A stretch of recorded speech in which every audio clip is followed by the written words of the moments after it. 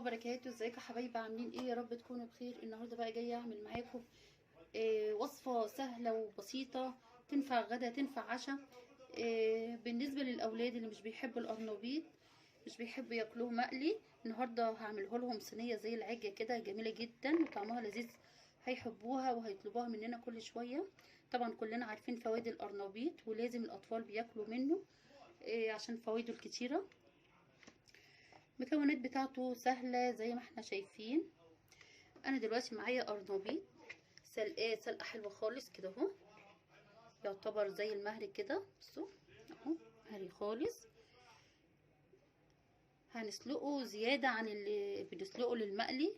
المقلي طبعا بنخلي فيه تكة كده شديدة شوية علشان خاطر واحنا بنقليه ما يبقاش مهري معانا ويبقى ماسك نفسه، لكن الوصفة اللي انا عايزاها دي بخليه يتهري خالص زي ما احنا شايفين. خلاص، ليه؟ لان انا هفتفته دلوقتي واقطعه. ومعايا بصل، معايا خضره، معايا 3 بيضات، معايا معلقتين دقيق، معايا معلقه صلصه كبيره.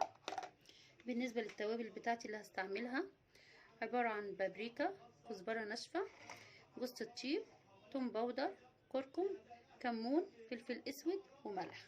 خلاص، مكونات سهله جدا وبسيطه، بس هتخلي الاولاد يعشقوا القرنبيط. اول حاجه انا هجيب القرنبيط بتاعتي زي ما انا قلت كده بتكون زياده شويه في التسويه. هبدا اقطع الورد بتاعه ده قطع صغيره، لان ما ينفعش في الصينيه ان انا احطه صاحي زي ما هو كده. فهبدا ان انا اقطع الورد بتاعه قطع صغيره بالطريقه دي اهو. خلاص، هو مهري اصلا مش مستحمل خالص. هقطعهم بالطريقه دي وهرجع لكم دلوقتي. يا جماعه انا قطعت الظهر بتاعي كله اهو بالطريقه دي. هبدا اعمل ايه؟ هنروح على النار دلوقتي وهنبدا نعمل البصله بتاعتنا. يلا بينا. دلوقتي يا جماعه هجيب الطاسه بتاعتي وعلى النار هحط معلقه من السمنه او الزبده. خلاص، وهسيحها. خلاص يا جماعه هبدا انزل بالبصله بتاعتي.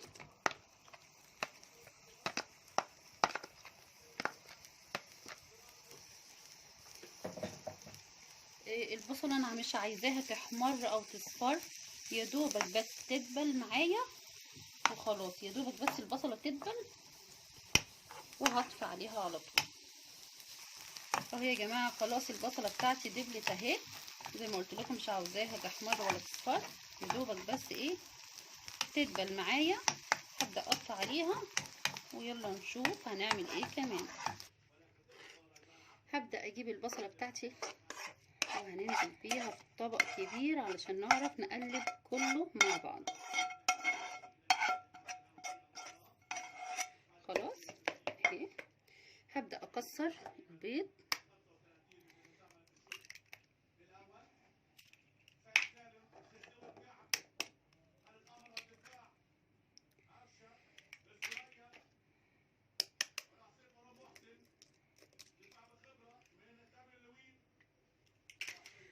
وهحط معلقه الصلصه، نقلب كده.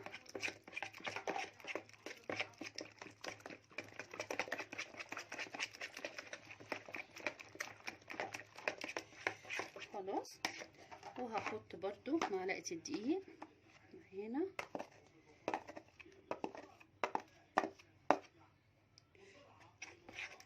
وبعد كده هنحط الخضره.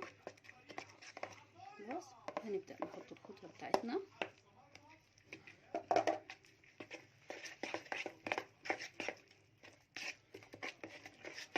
نقلب الخليط ده كده كويس قوي. بس يا جماعه هبدا انزل بالتوابل بتاعتي كلها اهي، وهنقلب.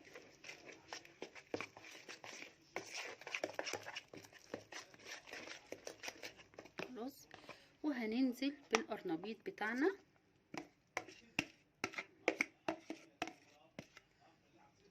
وهنقلب كل الخليط ده، القرنبيط والخليط كله مع بعض بالطريقه دي. بجد بتبقى لذيذه قوي، طعمها حلو قوي. جربوها للاولاد بجد هيحبوه، هيعشقوا القرنبيط وهياكلوه بجد.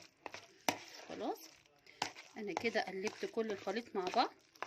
هبدأ بقى اجيب صينيه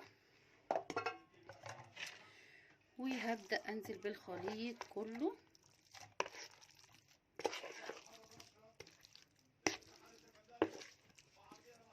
بالطريقه دي.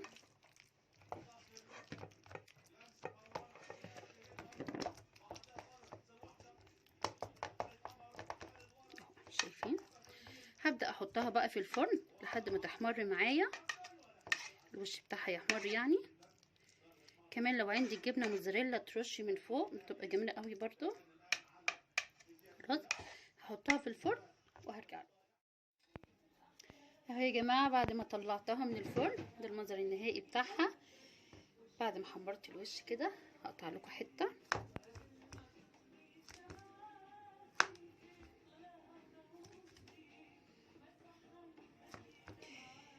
بتبقى جميله جدا بجد، الاولاد بيحبوها. شايفين؟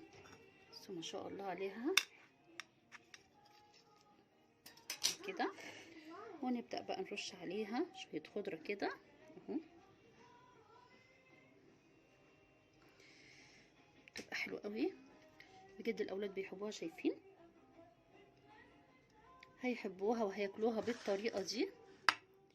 جربوها يا جماعة بجد تحفة، طعمها خرافة جدا. يا رب الفيديو يكون عجبكم. ما تنسوش حبايب قلبي تعملوا لي اللايك واشتراك في القناة. يلا السلام عليكم ورحمة الله وبركاته.